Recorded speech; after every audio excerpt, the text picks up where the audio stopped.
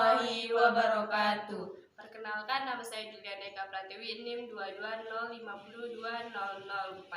Perkenalkan, nama saya Nur Nadira, NIM saya 2205020029. Perkenalkan, nama saya Nur Rahmania Zakia, NIM 2205020037. Perkembangan teori manajemen. Perkembangan teori manajemen terjadi dari masa ke masa, mulai dari teori manajemen ilmiah sampai teori manajemen modern. Tokoh-tokoh dari teori manajemen ilmiah ini antara lain F.W. Taylor, Frank dan Lillian Gilbert, Hagen dan H. Emerson.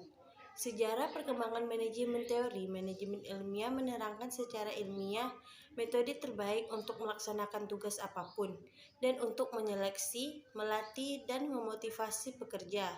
Tujuannya adalah kebutuhan untuk meningkatkan produktivitas. 1. Teori manajemen ilmiah dari 1870 sampai 1930.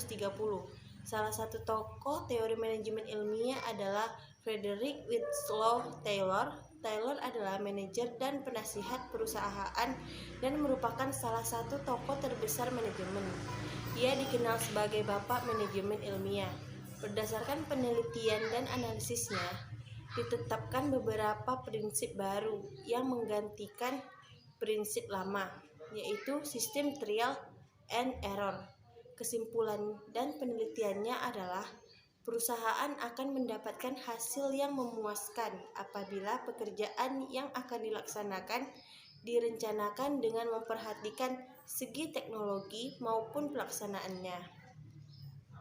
Terdapat 3 makalah yang merupakan hasil pemikiran Taylor tentang teori manajemen, yaitu SWOT Management, The Principle of Scientific Management, dan Testimony Before the Special House Committee.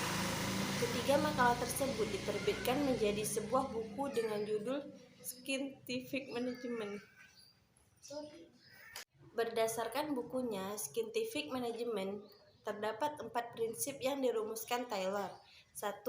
Menghilangkan sistem coba-coba dan menggantikannya dengan metode ilmu pengetahuan di setiap kegiatan manajemen. 2. Memilih pekerjaan terbaik untuk setiap tugas tertentu. 3. Pekerja harus menerapkan ilmu pengetahuan di dalam menjalankan pekerjaannya. 4. Antara pimpinan dan pekerja harus terdapat kerjasama yang baik. Dari organisasi klasik tahun 1900 sampai dengan tahun 1940, salah satu tokoh teori organisasi klasik adalah Henry Fayol tahun 1841 sampai dengan tahun 1925. Fayol mengemukakan teori dan teknik administrasi sebagai dasar pengelolaan organisasi yang kompleks. Hal ini diungkapkan dalam bukunya yang berjudul yaitu Administration Industrial at General atau General and Industrial Management. Berikut ini ada 14 prinsip manajemen menurut Fayol. 1. Definition of work atau spesialisasi dalam pekerjaan. Kedua, authority dan responsibility, kewenangan dan tanggung jawab. Yang ketiga yaitu disiplin.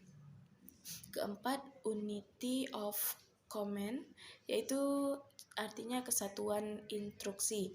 Yang kelima, unity of direction, artinya kesatuan pengarahan. 6. Yaitu subordination of individual to general interest.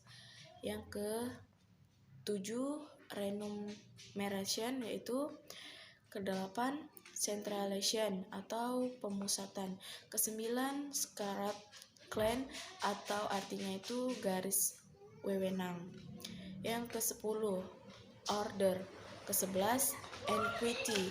12, stability of tool of personnel. Ke-13, initiative atau 14, inspire the corps. Hubungan manusiawi atau neoklasik. tahun 1930-an sampai dengan tahun 1940-an. Teori ini telah lahir karena pendekatan klasik tidak sepenuhnya menghasilkan efisien seperti yang diharapkan.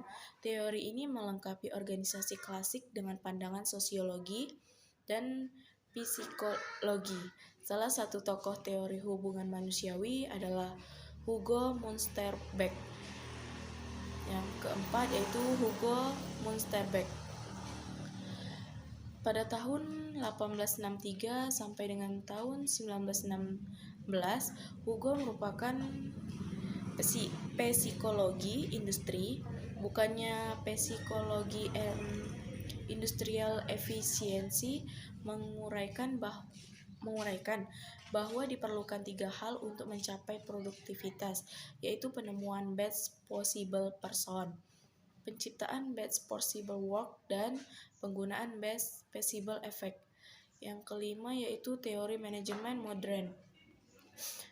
Pada tahun 1940-an, tokoh manajemen pada manusia ini adalah Double McGregor yang terkenal dengan teori X dan Y. Teori XY ini merupakan salah satu teori perilaku. Teori XY ini diungkapkan McGregor dalam bukunya The Human Set Enterprise. Secara keseluruhan, asumsi teori Y mengenai manusia adalah sebagai berikut. 1. Pekerjaan itu pada hakikatnya seperti bermain dapat memberikan kepuasan kepada orang.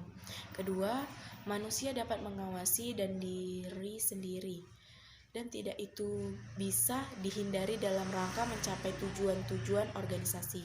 3. Kemampuan untuk beraktivitas di dalam memecahkan persoalan-persoalan organisasi secara luas distribusikan kepada seluruh karyawan. 4. Itu motivasi. Tidak bisa saja berlaku pada kebutuhan-kebutuhan sosial, penghargaan, dan aktualisasi diri, tetapi juga pada tingkat kebutuhan-kebutuhan fisiologi dan keamanan orang-orang dapat mengendalikan diri dan keaktifan dalam bekerja. Jika dimotivasikan secara tepat. Aliran manajemen manusiawi A. Hugo Münsterberg 1963 sampai 1916. Penerapan peralatan-peralatan psikologi untuk mencapai tujuan pencapaian produktivitas. Untuk mencapai peningkatan produktivitas dapat dilakukan dengan melakukan 3 cara. Yang pertama, penemuan best possible person. Yang kedua, penciptaan best possible work. Yang ketiga, penggunaan best possible effect untuk memotivasi karyawan. B. Elton Mayo 1880 sampai 1949 dan percobaan Hawthorne 1927 sampai 1932. Penelitian di Hawthorne milik Western Electric Manager mengerti mengapa karyawan bertindak seperti yang mereka lakukan dan faktor sosial atau psikologi yang memotivasinya. Perhatian khusus pada karyawan dapat mempengaruhi kinerja pekerja. Kelompok kerja, informasi, atau lingkungan sosial karyawan memberi pengaruh besar pada produktivitas. Aliran manajemen modern berkembang melalui 2 jalur yang berbeda. Yang pertama, perilaku organisasi dengan tokohnya Abraham Maslow, teori motivasi, Douglas McGregor, teori X dan Y, Frederick Herbert, teori motivasi higienis, Robert Black dan Jen Moulton, 5 gaya kepemimpinan dengan kisi-kisi manajerial. Chris Argyris memandang organisasi sebagai sistem sosial atau sistem antar hubungan budaya. Kedua, aliran kuantitatif, langkah-langkah pendekatan manajemen modern. Yang pertama, rumusan masalah. Yang kedua, penyusunan suatu model matematis. Yang ketiga, mendapatkan penyelesaian atas model. Yang keempat, pengujian model dan hasil yang didapatkan dari model. Yang kelima, penempatan pengawasan atas hasil-hasil. Yang keenam, pelaksanaan hasil dalam kegiatan implementasi. Perkembangan teori manajemen di masa akan datang. Teori-teori manajemen di masa akan datang. Yang pertama, dominan. Salah satu dari aliran utama dapat muncul sebagai yang paling berguna. Yang kedua, divergens. Setiap aliran berkembang melalui jalurnya sendiri. Yang ketiga, convergence. Aliran-aliran dapat menjadi sepaham dengan batas-batasan di antara mereka cenderung kabur. Yang keempat, sintesa. Masing-masing aliran berintegrasi. Yang kelima, proliferation, berkembang menjadi teori baru. Sekian pembahasan materi dari kami. Wassalamualaikum warahmatullahi wabarakatuh.